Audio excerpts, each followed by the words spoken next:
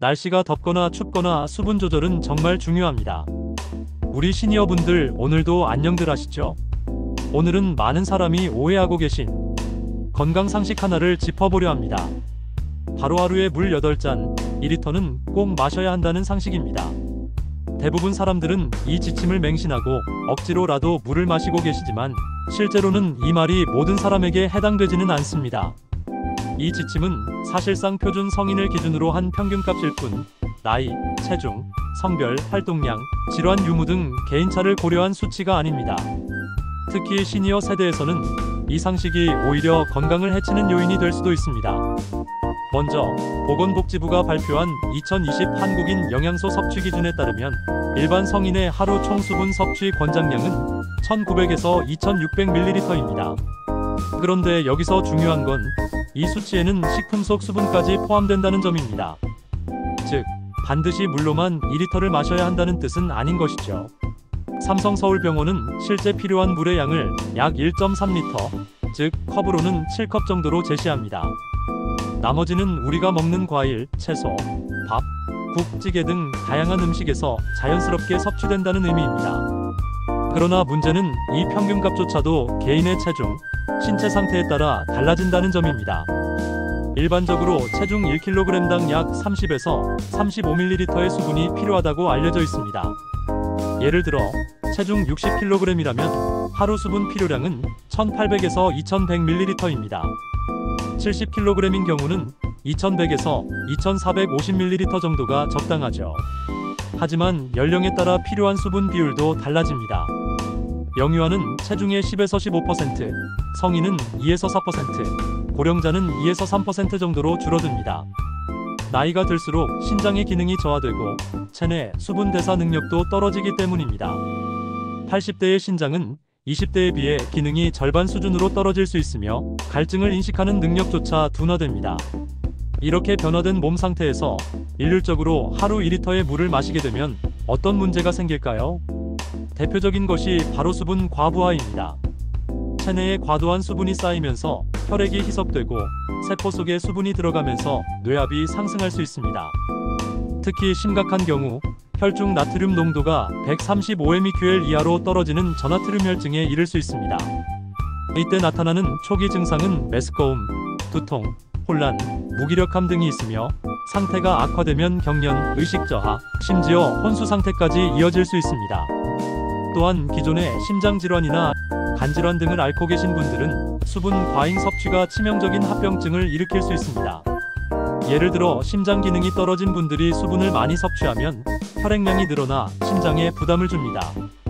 그 결과 폐부종, 전신부종, 호흡곤란 등이 나타날 수 있고 이뇨제를 복용 중이라면 약물과 상호작용하여 전해질 불균형까지 초래할 수 있습니다.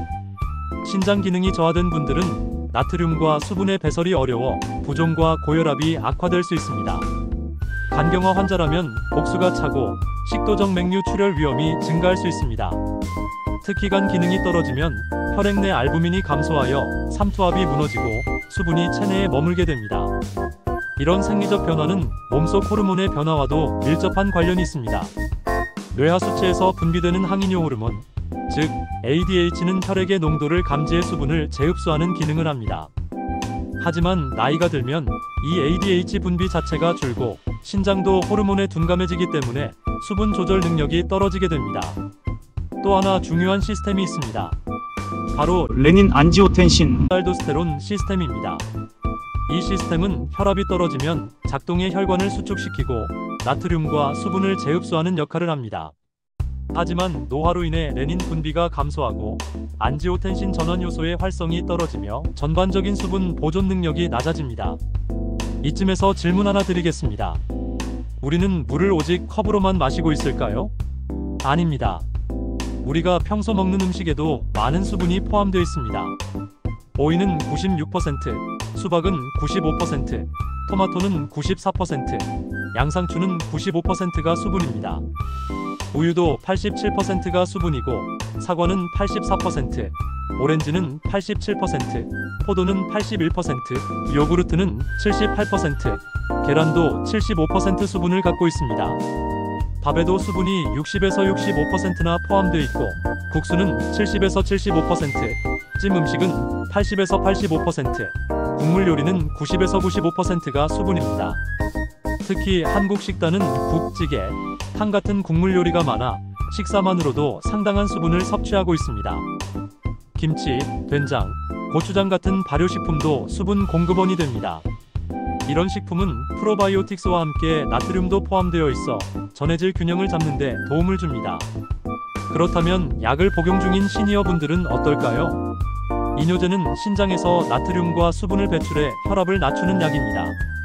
그런데 과도하게 수분을 섭취하면 이뇨제의 작용이 희석되고 전해질 불균형이 심해집니다. 혈압 조절이 어려워지고 심장에 더 큰 부담이 가해질 수 있습니다. ACE 억제제는 안지오텐신2 생성을 억제해 혈관을 확장시키고 나트륨 배출을 도우며 칼륨은 보존합니다. 이 경우 과도한 수분 섭취는 나트륨을 지나치게 희석시키고 칼륨 농도를 높여 부정맥 위험을 초래할 수 있습니다. 계절별 수분 관리도 중요합니다. 여름엔 체온 조절 능력이 떨어지고 땀 분비도 감소하기 때문에 체내 열이 쉽게 축적됩니다. 하지만 갈증은 잘 느끼지 못하죠. 이럴 땐 하루 종일 조금씩 자주 마시는 것이 좋습니다. 이온 음료처럼 전해질이 포함된 음료도 도움이 될 수 있습니다.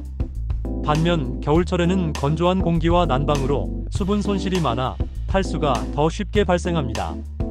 특히 실내 습도가 40% 이하로 떨어질 경우 피부와 점막이 쉽게 건조해지고 감염에 취약해집니다.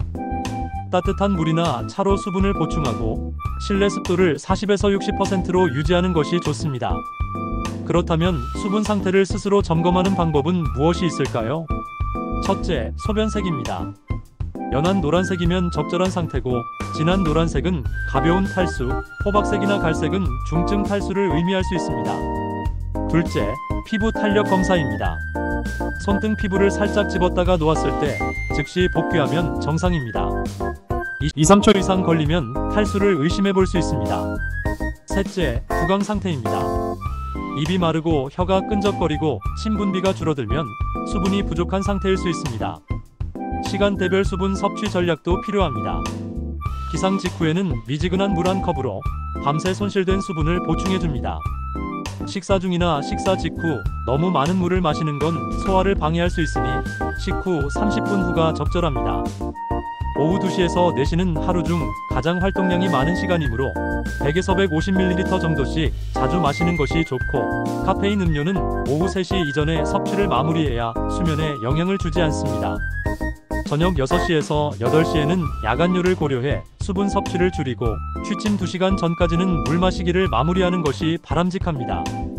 수분은 차갑게 마시는 것보다는 미지근한 온도, 즉 15에서 25도 사이가 가장 이상적입니다. 위장에도 부담이 적고 흡수도 더 원활합니다. 한 번에 많은 양을 마시는 것보다 천천히 나누어 마시는 것이 신장에 부담을 덜 주는 방법입니다. 마지막으로 의료진의 상담이 필요한 경우입니다. 갑작스러운 어지러움, 소변량 감소, 피부 탄력 저하, 혈압 저하, 맥박 증가 등은 탈수의 신호일 수 있습니다.